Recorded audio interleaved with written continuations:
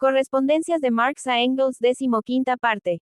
Carta de Marx a Engels. Londres, 20 de junio de 1866. Ayer hubo en el Consejo de la Internacional una discusión sobre la actual guerra. Había sido anunciada con anterioridad y nuestro salón estaba muy lleno.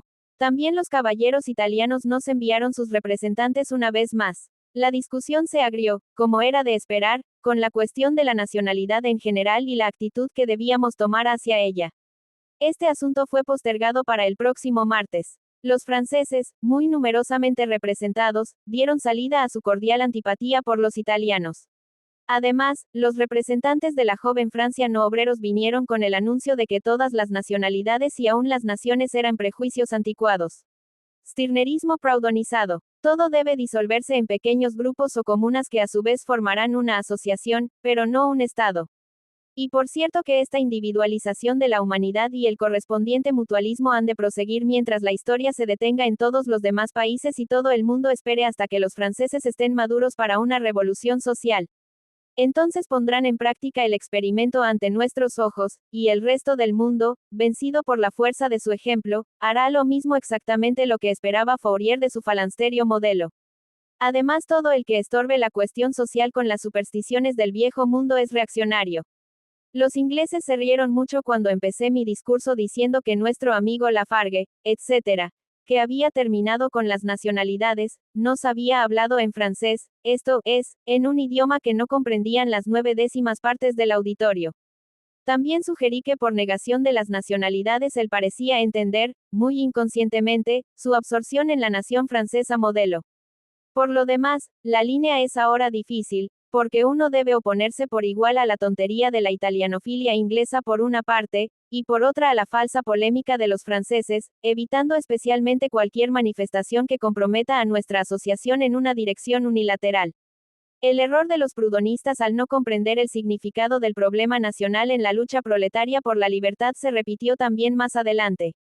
Stirner, Max Johann Caspar Schmidt 1806 a 1856.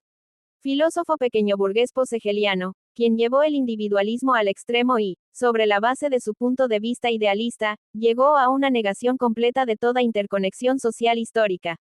Marx y Engels lo criticaron en la Deutsche Ideologie como la expresión filosófica del pequeño burgués alemán y su ignorancia del mundo. Fourier François, Charles 1772 a 1837. Socialista utópico francés. El fuerte de su obra es su crítica del orden social burgués. En Fourier encontramos una crítica de las condiciones sociales existentes, hecha con el verdadero ingenio francés, pero no por ello menos penetrante. Expone despiadadamente la miseria material y moral del mundo burgués. Pero, Fourier se manifiesta con su mayor grandeza en su concepción de la historia de la sociedad. Fourier maneja la dialéctica con la misma maestría que su contemporáneo Hegel. Engels, Socialismo utópico y científico. Carta de Marx a Engels. Londres, 7 de julio de 1866. Las demostraciones obreras en Londres, maravillosas comparadas con todo lo que hemos visto en Inglaterra desde 1849, son puramente obra de la Internacional. Mr. Lucraft, por ejemplo, el líder de Trafalgar Square, pertenece a nuestro consejo. Esto muestra la diferencia entre trabajar detrás de las bambalinas y desaparecer en público, y el estilo de los demócratas, de hacerse importantes en público y no hacer nada. ¿Hay alguna parte en que nuestra teoría de que la organización del trabajo está determinada por los medios de producción se confirme más brillantemente que en la industria de la carnicería humana? ¿Valdría realmente la pena que escribieras algo sobre ello? Yo no tengo el conocimiento necesario, lo que yo podría incluir, con tu nombre, como apéndice a mi libro. Piénsalo. Pero si ha de hacerse, deberá ser para el primer volumen, en que trato este tema ex profeso. Comprenderás el placer que me daría si tú también aparecieras como colaborador directo en mi obra principal. Hasta ahora solo he hecho pequeñas cosas en lugar de aparecer meramente en las citas. También estoy estudiando ahora a Comte, como asunto colateral, debido a que los ingleses y franceses hacen tanto barullo con este tipo.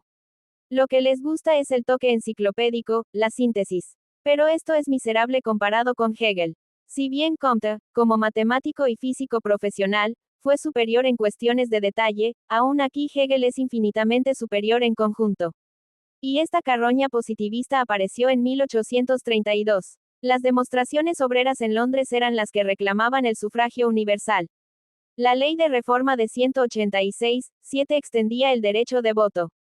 Benjamin Lucraft, más adelante miembro del London School Board.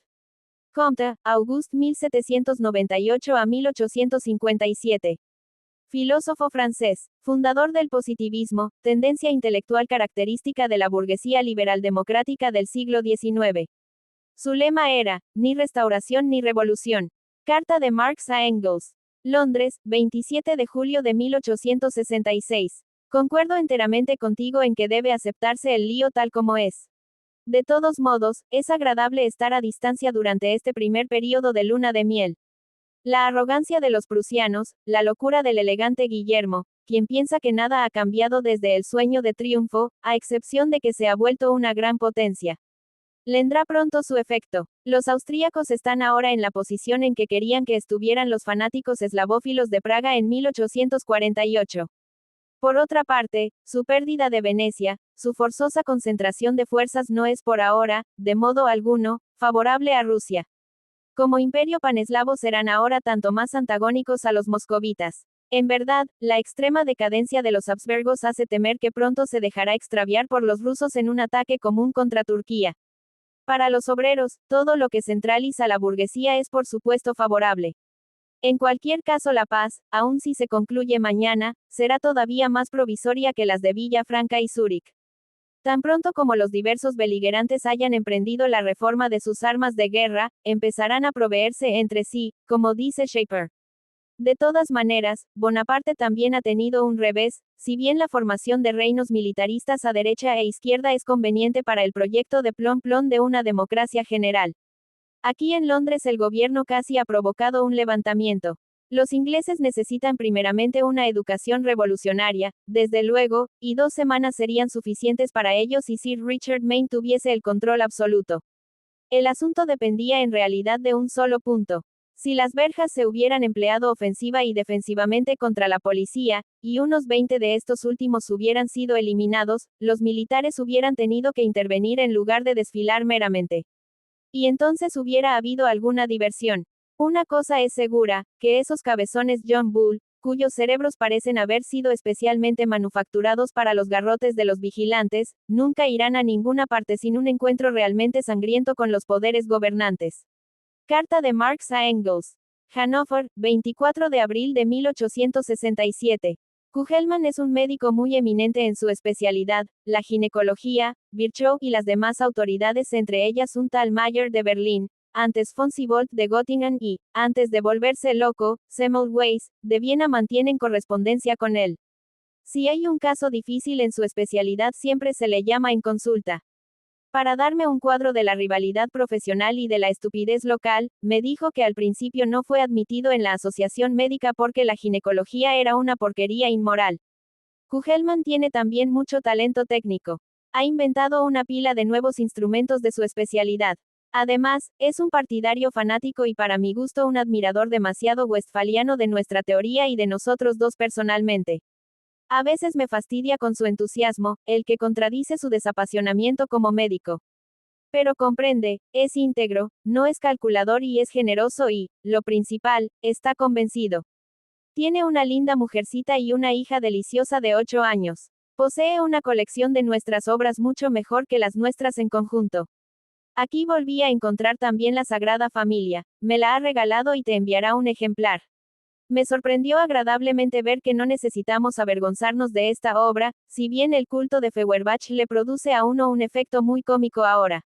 La gente y en la capital, Hannover, incluso la burguesía es muy hostil a Prusia, lo mismo en Hesse y expresa su opinión en toda ocasión. Habla abiertamente de su deseo, en favor de los franceses. Si cualquiera les observa que esto no es patriótico, dicen, los prusianos hicieron exactamente lo mismo. Cuando pasaron por aquí estaban muy orgullosos, con los oficiales a la cabeza, de la ayuda francesa en caso de necesidad. El padre de Wenner es aquí muy respetado, y es considerado como güelfo. Ayer Bismarck me envió uno de sus sátrapas, el abogado Warnbold, esto entre nosotros. Quiere utilizarme a mí y a mis grandes talentos en interés del pueblo alemán. Von Bennigsen me llamará mañana. Ambos hemos adquirido en realidad una posición muy distinta en Alemania, especialmente entre la burocracia culta, en medida de la que no teníamos idea.